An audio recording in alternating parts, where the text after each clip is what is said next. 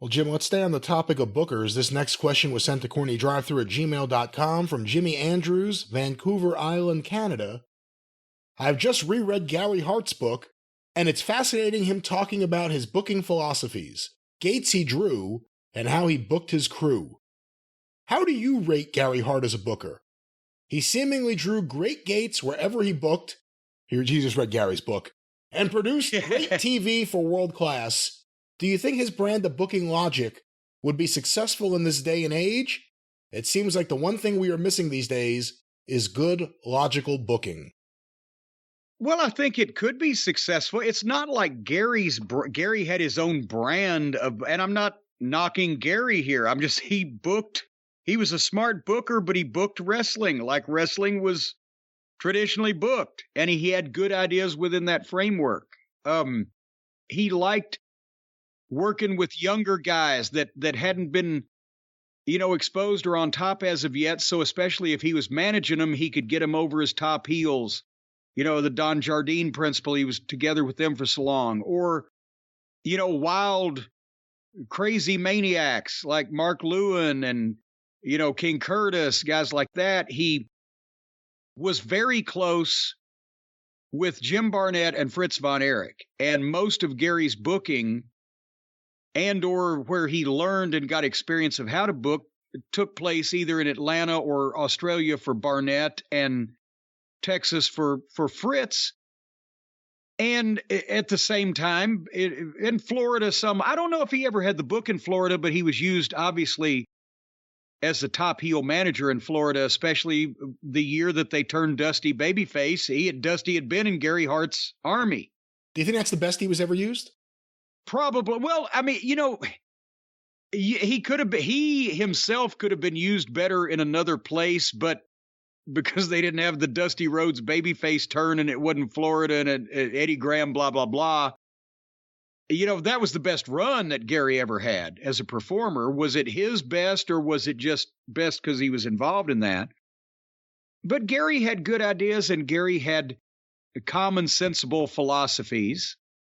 And, he's the one that put together the start of the Freebirds Von Erichs feud when they brought Michael in as supposedly a baby face, and then there was the turn Christmas night. He got Kabuki over, honestly, stronger than Kabuki really should have been and would have been on his own in the United States, even with the gimmick. He used that playbook with Muta. Muta, that was the one thing. Gary wanted Muta to stay a heel because Gary knew that Muta was over and Gary was his manager. And they wanted to switch Muta babyface for the kids. And Gary talked him out of it. And he ended up going back to Japan rather than switching babyface. But I liked Gary. I always enjoyed talking to him. It wasn't like we had a competition as managers because we were so completely different in style and demeanor and the whole 9 yards. Do you look at his managing in '89 and his work at ringside differently today than you did then as a young Jim Cornette? Yeah, because then I would be kind of hard on him in the car with the Midnight or whatever. Did you see Gary? He almost sweat tonight at ringside. He almost, a bead of perspiration came up on his head. Or it was frustrating sometimes because Gary was big. He was like 6'2" and 200-something pounds, but he was not portrayed as a physical threat. But go back and watch the Flair and Funk I Quit match when Rick's trying to chase him or manhandle him. Gary didn't want to put any of that, he was not going to fucking physically put a lot of the baby faces over no matter what. But then as I delved into it further, part of that was in that plane crash, he broke everything in his body there practically was to break. I mean, it knocked most of his teeth out. He broke his back. He had horrible, leg or foot injury. So he was not able to move around, very freely or normally to be able to, and that's why he never worked really. I mean, I'm trying to think the only matches that I saw him have when he was working for Crockett in 87, 88 were the manager's bunkhouse stampede battle royals. What a fucking rib. Me and Humperdinck were the only babyface managers. And then there was Paul Jones, Paul Heyman, and Gary Hart, and J.J. Dillon.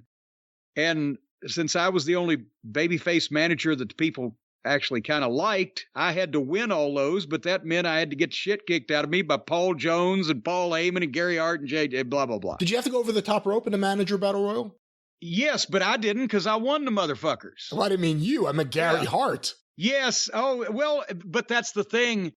The finish in the Omni in Atlanta was after JJ and Gary had beaten me up and left me laying in the corner, then Gary tries to goddamn stab JJ in the back, and he goes up behind Jay, and he's almost got JJ dumped, and he's kind of leaning over, and I just ran up behind and pushed both of them, and Gary took his own bump very easily. And I was the winner, by God. But so, anyway, yeah, Gary was perfect for the 60s and 70s because he was believably evil. And you could tell that there was something the matter with that guy, that he was shady and dangerous and came from the wrong side of the tracks. And it got tons of heat as a top manager. He was, strictly to carry heat. But as TV had a little more oomph to it in the 80s, if you didn't know Gary and Gary's reputation and Gary wasn't already over in your mind, all of us fast-talking young fucks came along, and he was a little more less exciting to watch in the 80s, the late 80s, as he had been before, because it was just stepping up a notch with the energy level. When I was a kid, I thought he was black. Well, that's right, because he come from a bad part of town there, Halstead Street in Chicago. And a lot of the times he hung out with the African-American folks on the corner.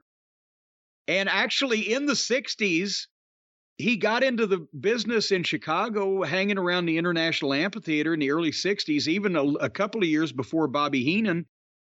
And he knew some of the guys that did jobs for the Chicagoland promotions and the smaller shows that actually did collect money and break various bones for the folks in Chicago. And he grew up in that atmosphere. So he could bring that to the screen, and it was kind of true to life. You have to wonder how different wrestling would have been back then if things were the way they are today. Perhaps a wrestler goes to work for a Gary Hart or a George Scott. They don't like the way they're booked. They think it's hurting their future prospects. Perhaps they look to sue.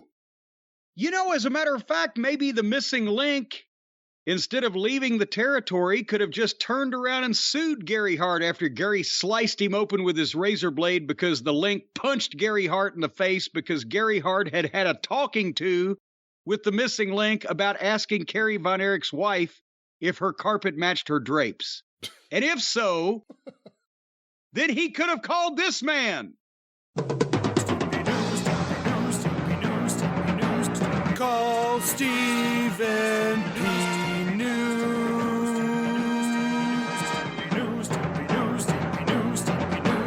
If you need to sue.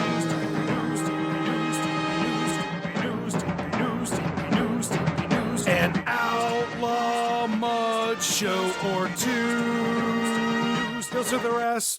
And folks, he will indeed. He will sue your ass and he will nail you to the wall if you have committed mayhem or any other forms of illegal activities against one of his clients, because Stephen P. New is a man of the people and he will go to court. He will go to war. He will march up San Juan Hill to protect the people that have trusted him with their justice in the legal system. And whether they are incarcerated in West Virginia or addicted to opioids across the country, or have been wrongfully terminated, or have been harmed or damaged or injured, or possibly even killed. He's got a lot of dead people retaining his services. If any of those things have happened to you, well, sometimes the family has to step in and do it for them. But if any of those things have happened to you, then you've got to call the man, the myth, the legend, Stephen P. New, at 888-692-8084. Operators are standing by now. Or you can go to newlawoffice.com. And we've talked about, he had a state of emergency declared in West Virginia over their draconian prison system over there, and the fact that the whole thing's falling into disrepair and people are being mistreated and poisoned by maggot-infested food. or chemical-infested water in some of the communities over there, or, as I mentioned, opioid-infested babies that are born addicted to drugs because of the evil, greedy pharmaceutical companies. All these things can be rectified, or just your pissy little problem. Somebody emailed the other day, said, hey, I got fired because I have asthma. Well, fuck you. Stephen P. News coming to the rescue. You can't do that to a guy with asthma. For heaven's sake, just because his line of work was being a scuba diver, there's no sense in firing him because of that. But anyway, Stephen P. New is the man for you. 888-692-8084, newlawoffice.com. And boy, howdy, he's quicker than a hiccup when it comes to getting copyright infringements rectified. Because just in case anybody hadn't been reminded lately, Jim Cornette's name, likeness, and the Midnight Express, Condrey, Eaton, and Lane are all trademarked and covered up, and we can't be touched, except if we want the toucher to do the touching. So touch your phone now. 888-692-8084, Stephen P. New.